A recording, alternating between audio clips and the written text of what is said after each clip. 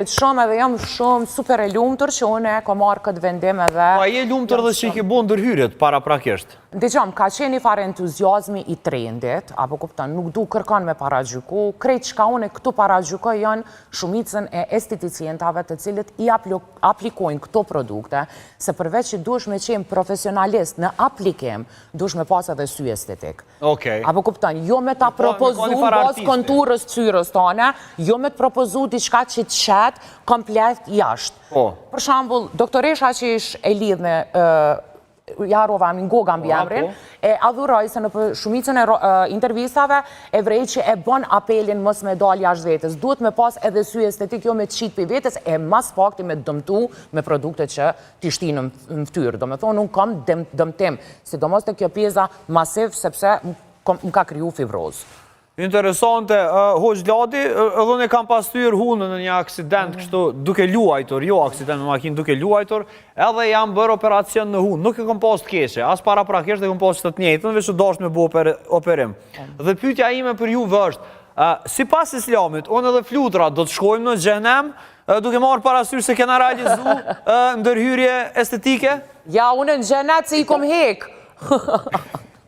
Pas islamit, bismillahirrahmanirrahim, ti ma letësove direkt mu në përgjigjen, sepse ti sa po e dhe përgjigjen. Pra, kur ti thu kisha pas një aksident, edhe kisha thy undën, në këtë ras është domosdoshmëri. Po, ka qenë domosdoshmëri, po. Pra, kur... Unë e flutër pështova, ama ti pështove po mdo këtë. Që ka dole, preki, Hoxh, unë i kom hek. Pra, po themi operacionet plastike ndahen dy kategori. Okej. Kategori e cila është e domosdoshme, kur kemi të bëjmë lindje me defekt ose për shkak të aksidenteve. Në këtë rast, është domosdoshmëri për rregullimin e asaj pjese, siç është thyrje apo e pjesëve të trupit, pra sidomos tek fytyra. Pra mund të bëhet ndërhyrje në këtë rast, kur është e domosdoshme për shkak të defekteve, qoftë ato në lindje ose për shkak të aksidenteve. Pra defekte të dukshme. Po. Ndërsa ajo që bën sot teknologjia, zhvillimi, duke e bërë njeriu që të mos jeti i kënaqur me bukurinë e vet që ja ka dhënë Zoti, ato të dyja folën shumë mirë, edhe para që tha Zoti është i bukur, e don të bukurën, pa Allahu ka kriju bukur. Zoti i ka kriju shumë bukur.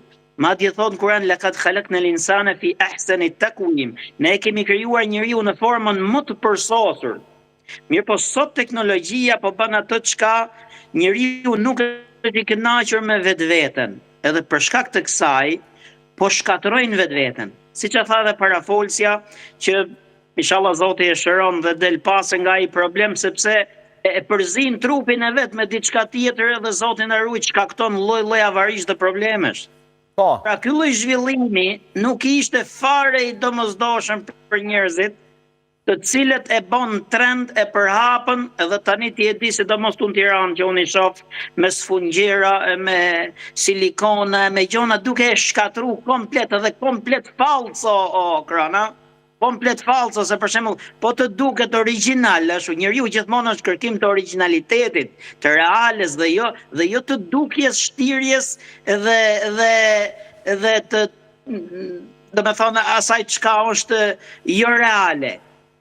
Pra, është tepru shumë, është tepru aq shumë sa që njerëzit, dhe sidomos tek femrat po shkatrojnë vetveten, duke vendos në lëkurën e tyre, në trupin e tyre, lloj acidesh, lloj silikonësh, lloj gjonash, që Zoti na ruaj po shkaktojnë edhe smundje kancerogjene pastaj. Unë do t'jem shumë i prem, sidomos me... Po ti ishe i prem si pas kësaj, unë e pështova, por për fluturën nuk e di si do t'ja bëjmë. Është çështje tjetër kur është domosdoshmëri kjo. Edhe kur është domosdoshmëri, përdorimi i gjërave duhet jetë në atë formë që të mos dëmtoj shëndetin. Po. Sepse këto po dëmtojnë shëndetin, po pasurohen shumë doktorat